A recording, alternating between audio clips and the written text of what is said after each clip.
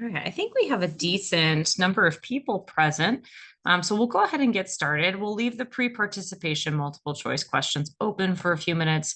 For those of you who have not been here before, though, I'm seeing a lot of familiar faces. My name is Jess Pelletier. I'm the medical director for Techies Without Borders. And thank you for coming to CMES Journal Club. It is with great pleasure that I introduce my colleague, Dr. Rohit Menon, who is an assistant professor of emergency medicine at the University of Maryland. Rohit and I took the American College of Emergency Physicians teaching fellowship together several years ago and have stayed in touch. And he actually completed an emergency cardiovascular fellowship at University of Maryland with Dr. Amal Matu, a name that a lot of you may know. And he is a cardiology section editor for MRAP's Corpendium. So he has a lot of expertise in emergency cardiology, and we're thrilled that he was available to come talk with us today. And without further ado, I'll have Dr. Menon get started. Hi, everyone. Thanks so much for having me. It's really an honor to be here.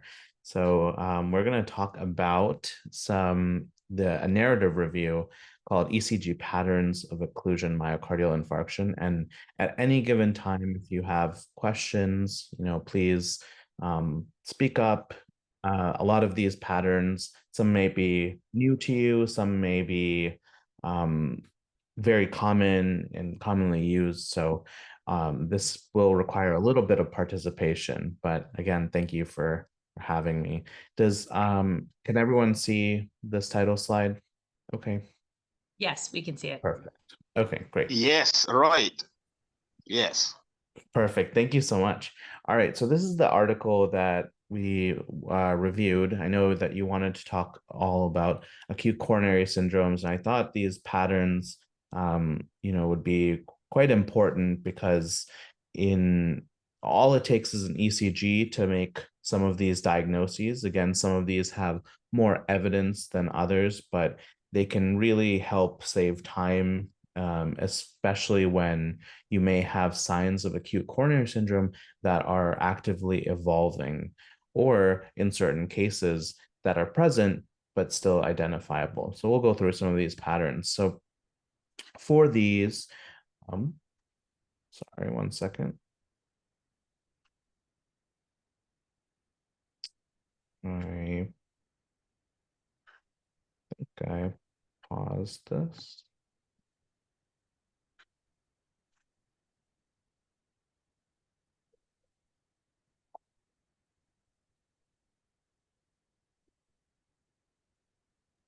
By the way, everyone, we'll go through those pre-participation multiple choice questions at the end of the session. I'm going to end the poll now. So if you didn't get to answer them, that's okay. They'll be showing up again shortly, and we'll go over the results.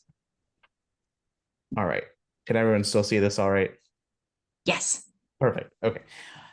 So the article has this basic concept of the article has this basic concept of the OMI-NOMI paradigm. So occlusion myocardial infarctions is the name of this, and the concept that Steve Smith and Pendle Myers have been trying to spread is that when we talk about STEMI or ST elevation myocardial infarction, that is a specific pattern on an ECG, but there may be patterns that are STEMI negative that still have acute coronary occlusions. And likewise, that there are many NSTEMI patterns that also have total obstructions or near acute coronary occlusions as well. So STEMI criteria only have around a 43% sensitivity for ACO. And so they're trying to expand some patterns to see, what of these are STEMI equivalents, or which of these can lead to evolving infarction patterns that we can identify early on. And so the article goes through many of these patterns. There's about 10 to 12 of these patterns, depending on how you split the Wellens syndrome. And so we're going to go through a couple of these EKGs, and these are all the patterns that are listed. So this graphic is very nice to actually explain what you should be seeing too. But I think it's a little bit different when you're reading a 12 lead as well. So many of these patterns have made it into major guidelines. There is a 2022 consensus statement by ACC looking at emergency department and in combination with the emergency department that sort of finally codified a lot of the things that we've been seeing as emergency physicians and classifying them as STEMI equivalents. So some of these patterns have made it into those major guidelines. Some of these don't really have too much evidence. They're either up and coming or emerging as new trends.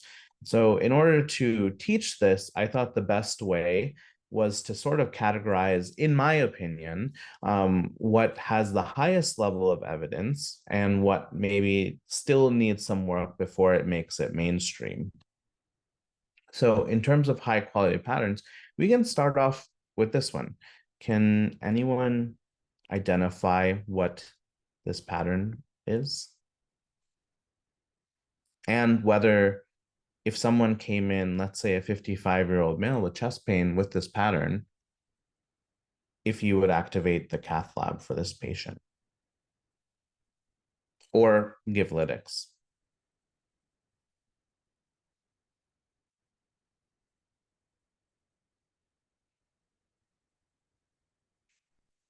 Feel free to chime in the chat, guys. I'm curious, what pattern is this? Would you activate your cardiac cath lab if you have one? Or would you give thrombolytics if you're at a smaller facility? And Jess, I might need your help to look at the chat while I'm on full screen. Will do.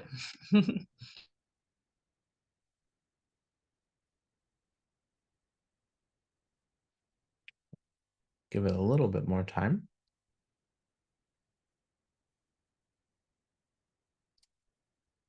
Okay, so what we see here is something called the Smith modified Scarbosa C pattern. And this, everyone or most people are familiar with the Scarbosa criteria, which look at concordance and discordance in both left bundle branch blocks and as well as ventricular paced rhythms. And what we see here is that the typical Smith or the Scarbosa C criteria originally used to just be a specific number, like 5 millimeters of excessive discordance, for example, or a significant ST elevation. But what we have for the Smith modified criteria is that we're actually using a ratio of the ST segment to the S wave. And if that is the absolute value of that is about 25% or higher, meaning the ST either the elevation is more than the 25% of the S wave, as we can see here, then that would be concerning for a Scarbosa positive acute coronary occlusion. So as we can see here, we have two examples that are listed in the original paper that came out with the Smith modified criteria, where we have the actual elevation as well as the ST segment, and over here we can see the baseline S wave is here of around 10, as well as the ST elevation here 3.5 over 10 is 0.33 greater than 25%. So going back to this specific EKG, we can actually see, and you only need one lead of this to have this ratio be positive. So in figure 2B of the actual original paper, we actually see all three leads meet the ratio criteria. So you can see here that this is approximately 2.5 millimeters of elevation, whereas the S wave is 9.5, which just barely meets the criteria. Here we can see an elevation of 3 and of a S wave of 9.5, which again meets the criteria. And here is an elevation of around 4.5 over the 12, which again is greater than 25%. And so this, although would normally be appropriate discordance is something called excessive discordance. So breaking down the modified Scarbosa criteria, it has been rigorously validated and actually improved the overall sensitivity from around 50% to 80%, especially in left bundle branch blocks. It is 99% specific for acute coronary occlusion, and it actually has had multiple validation studies, which is why it made it into that 2022 ACC consensus pathway as a STEMI equivalent. So whenever there's a left bundle branch block, whenever there is a pacemaker, you have to check for this excessive discordance by looking at the ratio of the ST segment to the S wave. All right. Oh, Here before you is- move on, Rohit, we did actually have someone in the chat. Habib wrote that at his site, they don't have a cath lab. He would definitely give thrombolytics for this pattern. And he was excellent. commenting, he was seeing that big ST elevation in the precordial leads, large T waves, definitely concern for occlusion MI. So it sounds like no cath lab would give lytics. Yeah, absolutely. Yep. And this pattern is increasingly being recognized, of course, by the cardiologists. They're familiar with Scarbosa criteria, but having that extra discordant Smith modified C, I think, is slowly making way. So hopefully we'll have support of our cardiology colleagues, especially when there is a really good story, patient with high risk factors, active chest pain, or anginal symptoms. Perfect. You can move on to this pattern.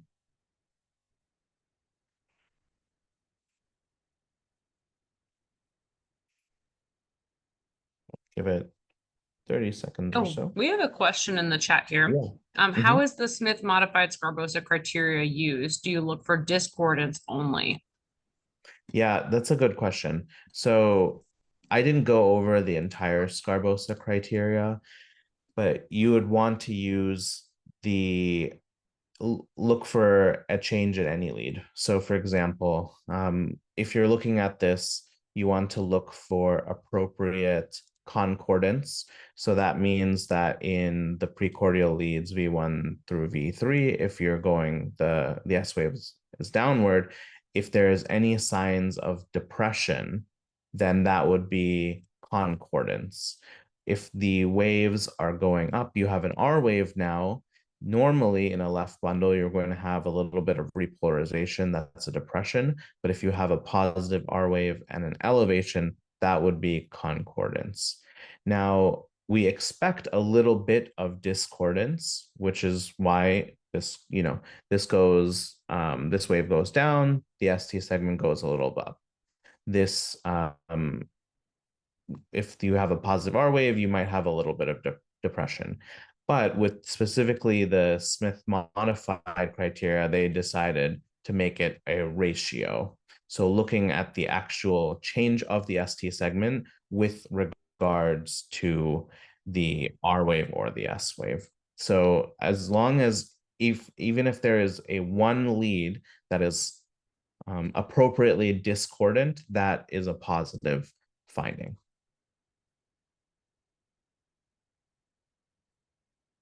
Hopefully Thanks for explaining that. And I will definitely put a picture of the Smith modified Scarbosa criteria in the journal club summary.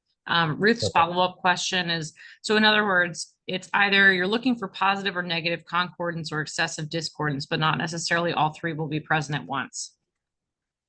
Correct. Yeah. There are going to be some EKGs where you will see multiple of the Scarbosa criteria, but as long as you can get one of them, either appropriate concordance or appropriate or excessive discordance, then that's considered positive.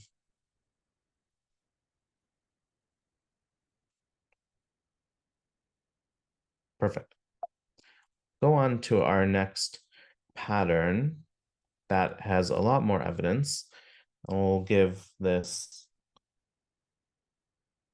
about 10-20 seconds to look at.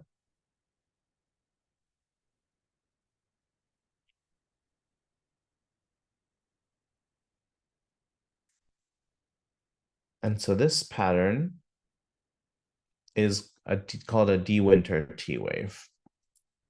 And the De Winter T wave is specifically an upsloping ST depression in the precordial leads, but the ascending limb of the T wave, this initial one, is actually usually below the isoelectric point.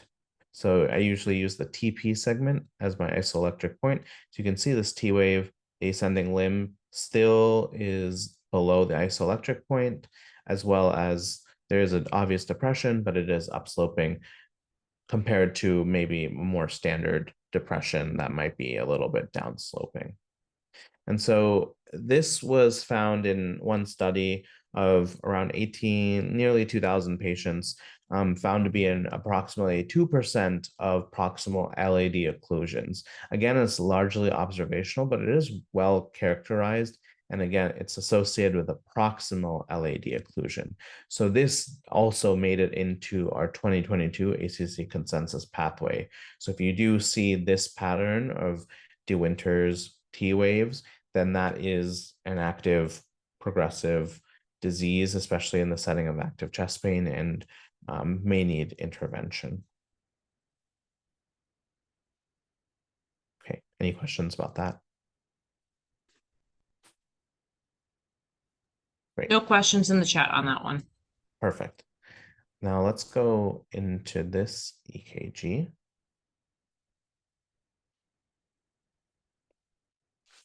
This is one of my favorite patterns to teach and to catch. So does anyone know what this pattern is? And would you activate your cath lab if you have one, or give thrombolytics?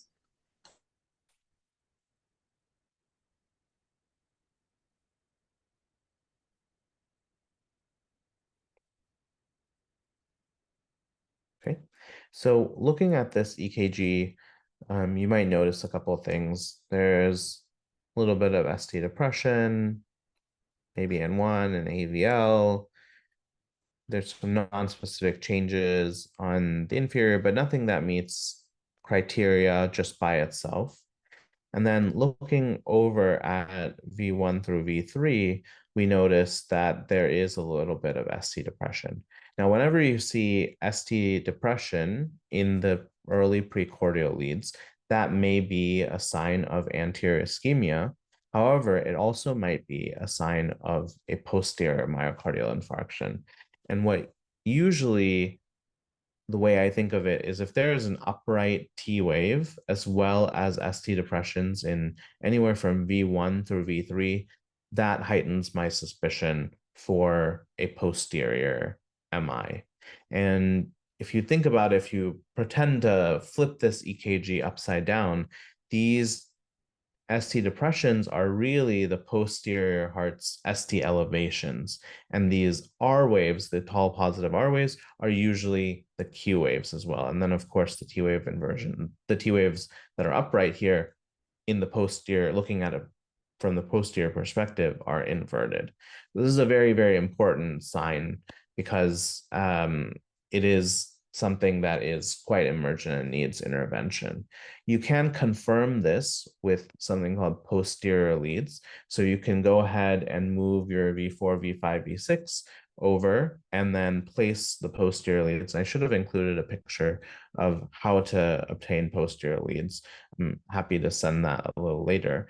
But when you have your leads on the left side along the scapula, essentially, you'll have essentially your V7, V8, and V9 leads. And all you need is a 0.5 millimeter elevation in at least one lead. That's all you need to call it a positive posterior lead. And that is a STEMI equivalent per the 2022 ACC pathway. So there's not a large amount of data on this because they've just figured out that this pattern is associated with ACO and it is confirmed with posterior leads. So if you ever see ST depressions in your anterior leads, V1, V2, V3, especially upright R waves, upright T waves, definitely always consider whether this can be a posterior MI.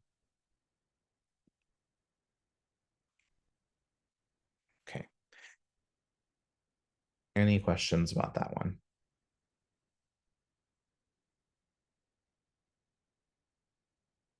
No questions in the chat. Great. We can leave this one up for a little bit.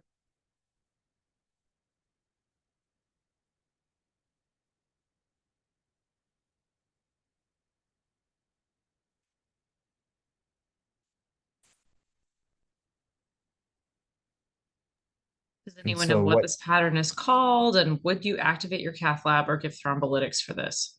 Yeah, and let's say this is a 50-year-old male, 50-year-old female who had a little bit of chest pain, substernal diaphoresis, radiation, but it lasted around maybe 4 to 5 minutes, and now she is actually chest pain free. So she comes to the emergency department, get this EKG. Ruth says Wellens. Excellent. And might be able to identify this pattern. This is specifically a Wellens type A. I didn't include B as much just because they are on a spectrum, but I think this is the more important of them. So what you're looking for is this biphasic pattern. So the T wave somewhat goes up and then goes down in V2, V3. And so Wellens is an interesting pathology because you can have patients who have this sort of pattern as well. But what really makes it the clinical diagnosis, what makes it concerning is that someone who has anginal pain and then they suddenly come in, they're not in any pain anymore, and you see this pattern. And that's because it's usually a marker of critical LAD stenosis. It is now recognized in the ACC guidelines. However, it's very important. This is not a STEMI equivalent. So just because someone has this doesn't mean they get lytics, doesn't mean they go emergently for cath. In fact, a lot of patients or a lot of EKGs with this pattern, around 1/3 of them usually have normal or non-obstructive coronary disease. So this is really a subacute or post-ischemic pattern, which is usually why you might find patients who are chest pain free having this pattern. It's almost a little bit of a reperfusion or a post-ischemia. Great. So those are the big ones that I want everyone to know about. I think those have the highest data. The next couple, I think, are pretty good. They're mentioned in certain guidelines, at least one of these, and I think that as we get more data, we'll definitely see these up and coming. So this is actually my own case that I saw in my emergency department. This is it was around a lady in her 60s with anginal pain, no radiation, but felt like something was sitting on her chest, had a little bit of diaphoresis. She had some risk factors, hypertension, obesity, and the pain, had been worse with exertion and was still ongoing at the time of evaluation.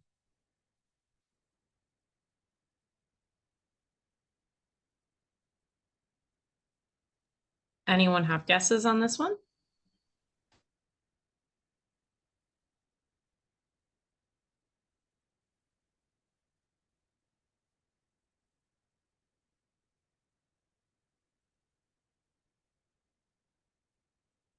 No guesses in the chat. Okay, no worries. So this is an interesting one. If you don't know this pattern, it's very easy to miss. And this is a pattern of hyperacute T waves. And the reason is that in the literature, it's really difficult to identify what exactly a hyperacute T wave is. The way I think about it is that if the QRS can essentially drive through the T wave, the amplitude of the T wave is much higher, then that is considered hyperacute. Now, of course, you may wonder, well, are there other things that could cause hyperacute T waves? And of course, there are, hyperkalemia being one of the big ones. So that's why this pattern, it is in the setting of not having elevated potassium, is predictive of, and of course, the right story is predictive of an evolving anterior STEMI. And the reason I say it's not well defined is because it's hard to quantify this. There are certain scoring electronic algorithms that have been being in the literature to work on sort of defining this based on the actual height of the T wave with respect to the QRS, essentially the ratio, as well as the area under. But a lot of the times, this is something that just needs to be noticed. When these scoring criteria are made electronically or with AI or whatnot, it turns out that if there are two contiguous leads that have hyperacute T waves, then that's a very extremely high specificity for acute coronary occlusion, as well as a very high likelihood ratio.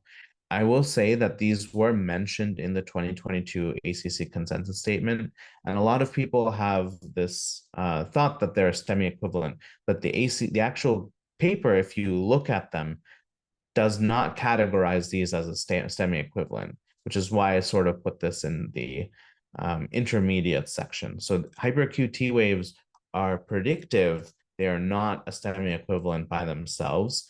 But if you have the right story, there are certain cardiologists who might take the patient for cath, and you may also see patterns of an evolving anterior STEMI.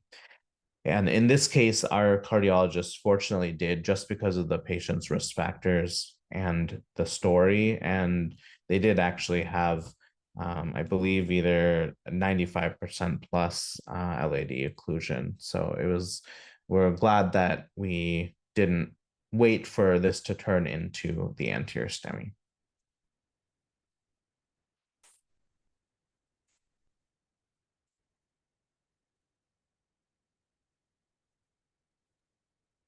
What's abnormal with this ECG? Does anyone have guesses on this? I think this is more of a cutting edge pattern, but I think it is one that is very interesting.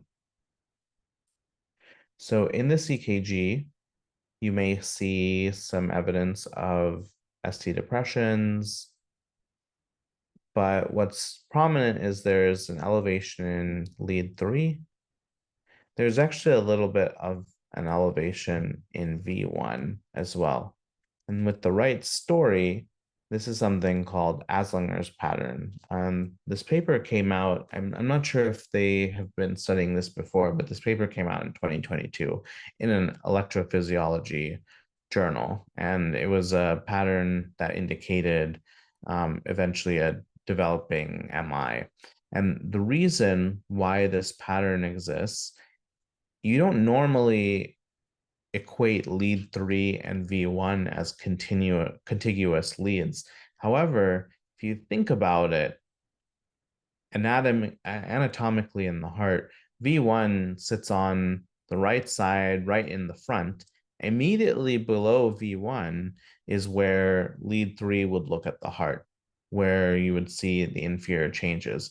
And so anatomically, these two leads are actually somewhat contiguous.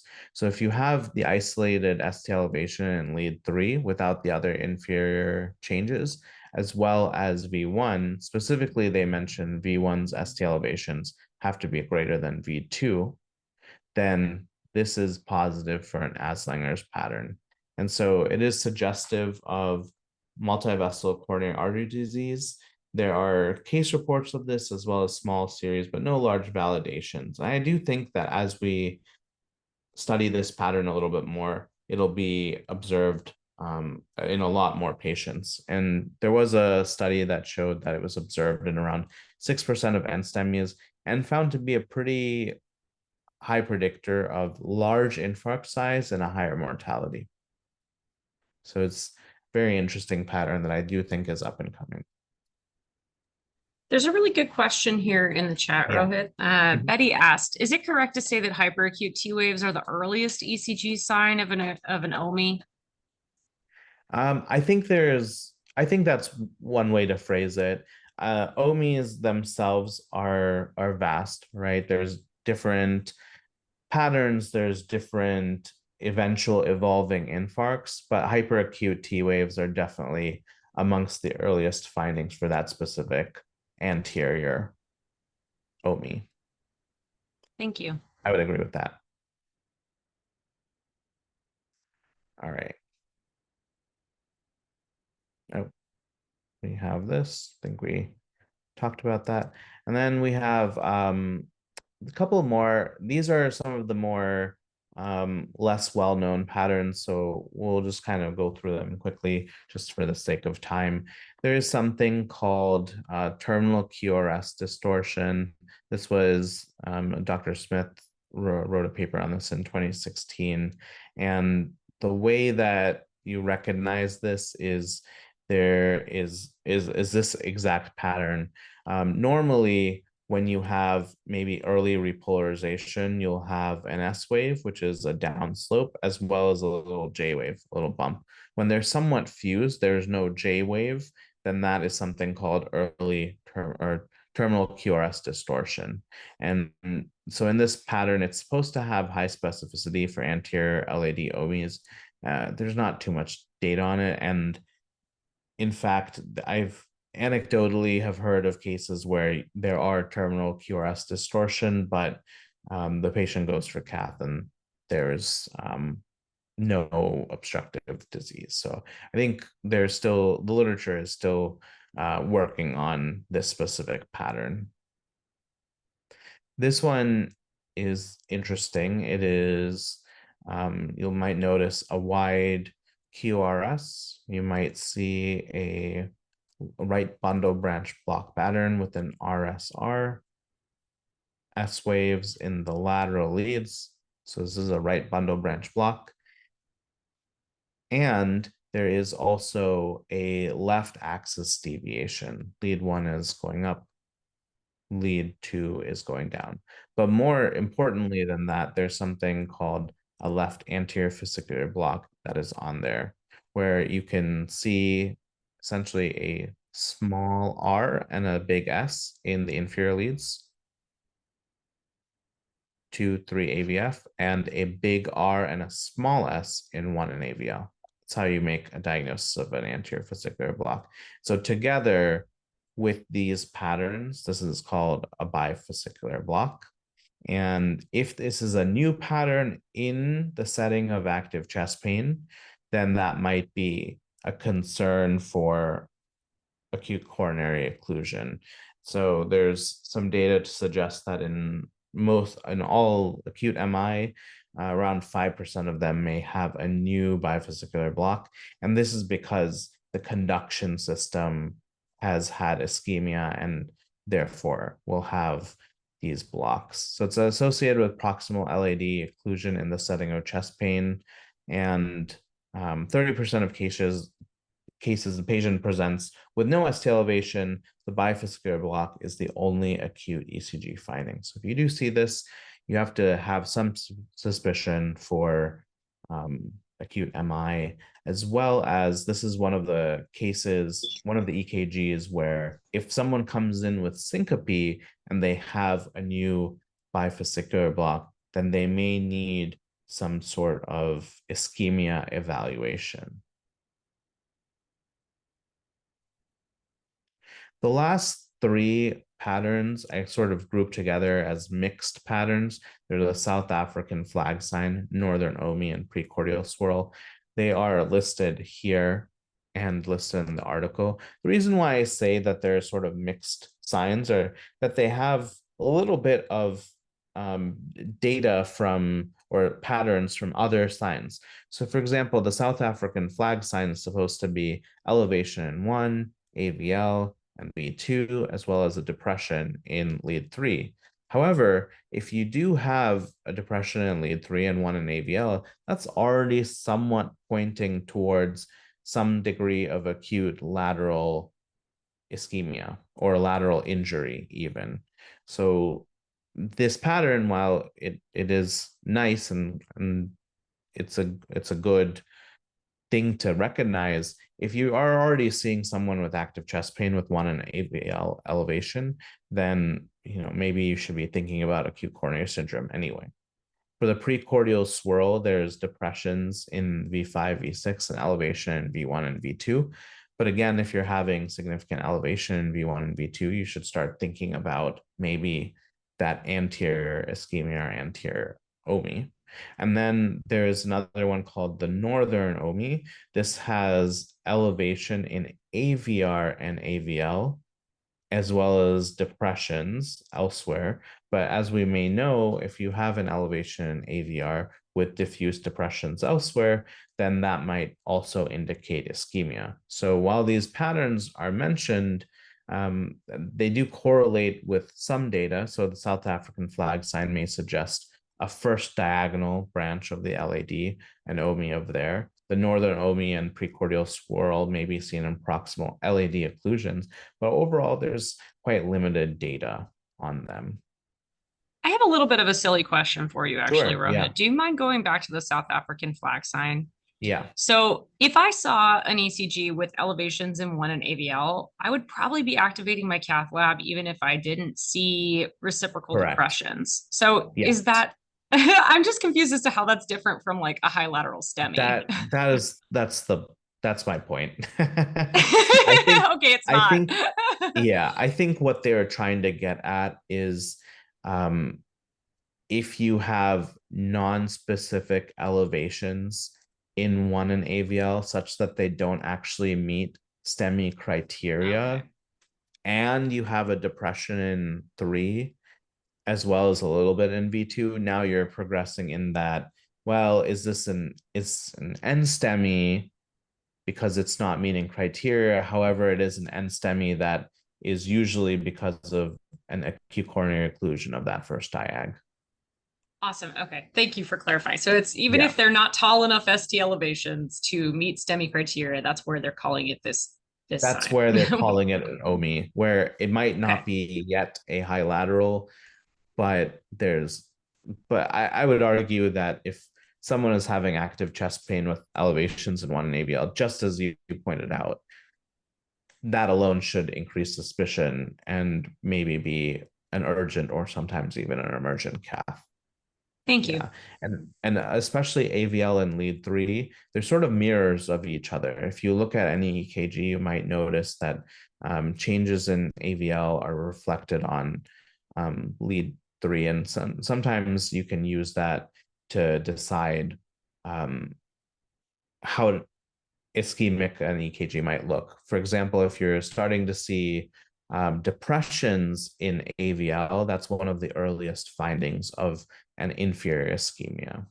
So anyway, these are in small case reports. The Northern OMI is a retrospective series of only 9 patients, and there's some recent literature in the last couple of months that are trying to modify it and make it even more specific. And the precordial swirl was validated in 800 patients. But again, these are very, very small data subsets. The paper goes on to mention just other mimics of OMI, just things that you should look for: early repolarization, LVH, pericarditis, myocarditis, Takotsubo, left bundle branch. There's a lot of other pathologies that can cause ST elevations besides acute coronary occlusion. And it goes through this suggested chart based on the patterns. Essentially, if something is a STEMI, then exclude the general other causes of ST elevation. And if there are still, if there are no other things on the differential, then that is considered a STEMI OMI. If there are any of these things or clinical criteria, then maybe it's a STEMI mimic. Versus consider there's no STEMI criteria. Now they want you to consider some of these patterns of the acute coronary occlusion. And if these are here, then these are considered an NSTEMI occlusive myocardial infarction versus not. So these 11 and 12 patterns, they want, after reading this, they want you to look for these when there are no obvious STEMI criteria to see if this is in fact an NSTEMI obstructive myocardial infarction. Of course, the limitations of this is that most of this evidence is observational. There's no specific randomized trial, and inter-observer reliability and pattern complexity remains concerns. Not everyone might pick up a Scarbosa C criteria. Not everyone might pick up a posterior OMI, and those are the ones that have the most data. So, this is definitely a work in progress.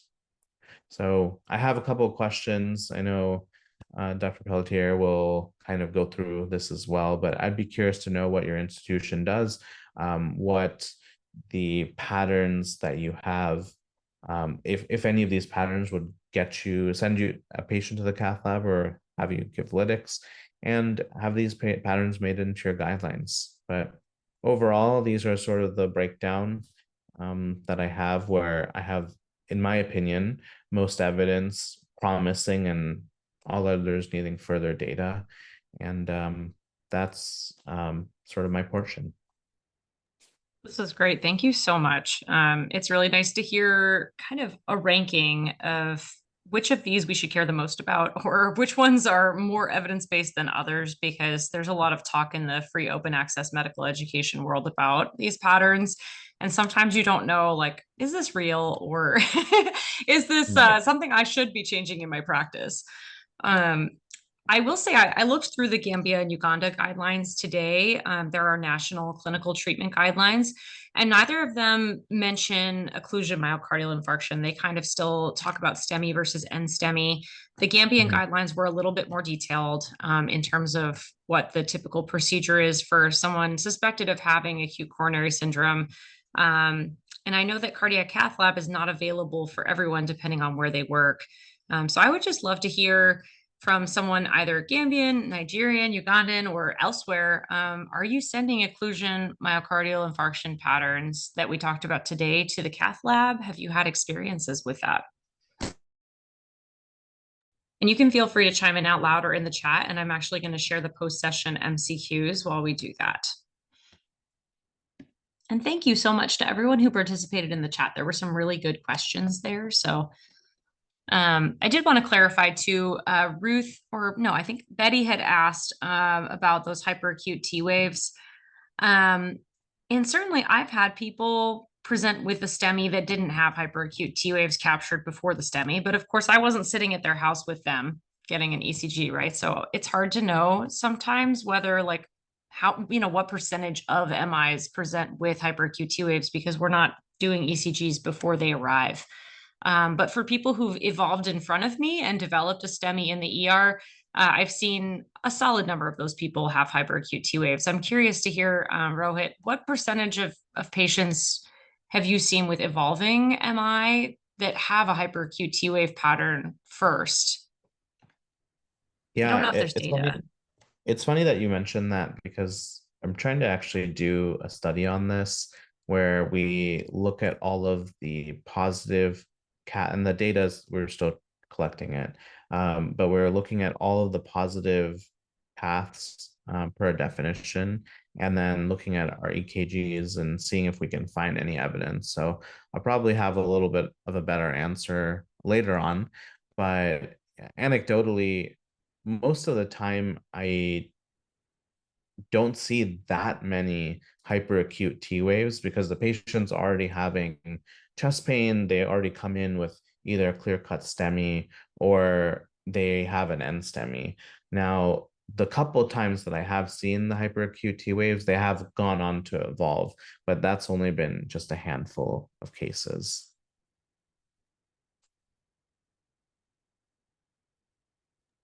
Thank you. I'm looking forward to hearing about your study results. That's so interesting.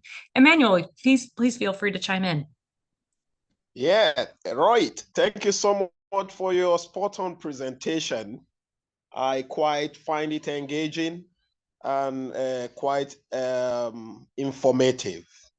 Well, my comment will be the last submission from one of the participants regarding acute upper acute T wave presentation in relation to STEMIs. Well, it's a bit tricky. Most of the patients that I have, by my own experience, most of them present with hyperacute T waves, actually. So the appropriate answer to that will be dependent on context, geography, and demographies, because our experiences differ, our realities differ. So it will not be appropriate to say it's the earliest or a common association. Acute T wave is a close ECG feature that always, most times, I should say, go with STEMIs rather. However, they may be outrightly absent. That is the point that I want to make based on experience. And the participant must take that home with him or her. Hyperacute T wave is an inconsistent finding in STEMIs. Okay. Then my comments. Am I audible still? Am I audible? Yes, we can hear you, Emmanuel. Yeah, and I couldn't agree more with what you said too. Yeah, thank you so much. Then my passing comments will be just to lend credence to your presentation mode. Your rich contextual literature review was sound, and you were able to match with common cases or common patterns that are seen in the EDs, which is a brilliant plus to your presentation. You talked about this Smith modification as a rider over the common pattern that is seen, the ratio of R to the T wave. Brilliant, because it's telling us about the cyclical changes or the phasic interactions of the ECG waves that are seen with time, which is a bigger evidence over the common Esgabusa criteria. Then I will just say that for purposes of further research, we should cluster the ECG patterns in relation to STEMIs and the N-STEMIs and see about consistency patterns, so that we'll be able to lend more credence to the question that the last participant talked about. Then for the participants, pattern recognition is very, very important. You must have a background framework in your mind of the patterns that you are used to, and you'll be able to make a spot-on diagnosis of what you are picking on the ECG tracing. Thank you so much, Rohit, for your brilliant presentation. I'm blessed myself. Thank you. Over to you, Jess. Thank you so much for your kind words. There's some really interesting questions in the chat right now. Ruth, or well, comments.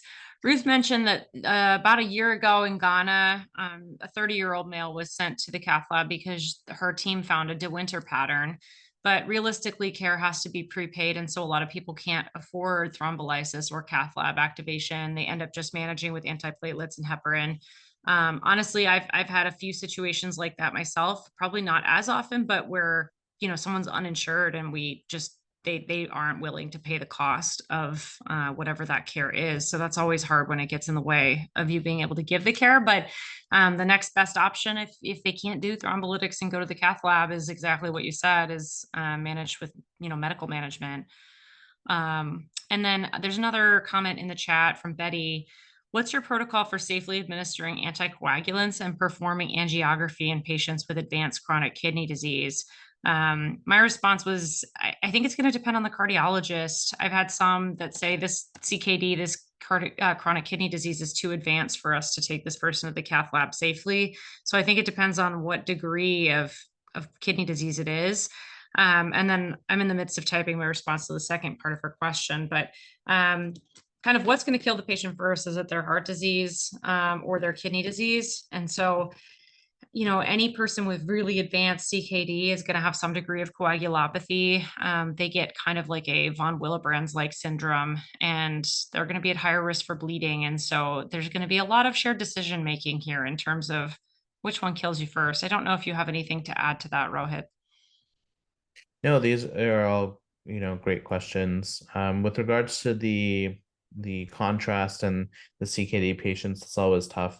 When I was a fellow, I rotated with the cath lab a couple of months, and we had a protocol for CKD where it would reduce the amount of actual contrast administered. We'd also do pre-fluids and post-fluids. Again, it's always limited and difficult, but you have to weigh the risk that the MI, for example, or OMI, may result in cardiogenic shock, which might decrease further perfusion to the kidneys, which then will worsen their function, versus the contrast to appropriately intervene. And we have the same discussions every single day when we're even just getting CT scans for patients with ESRD. And I'm of the opinion that if you can identify something that is a life threat or a limb threat, then that may also be a renal threat. And so by administering that diagnostic measure, you are still somewhat being a little bit renal protective relative to the pathology taking over. Thank you. That's a really good summary. I'm going to quickly go over the post-participation multiple choice questions. We had only 2 people participate, but you got 100% on all the questions, which is awesome.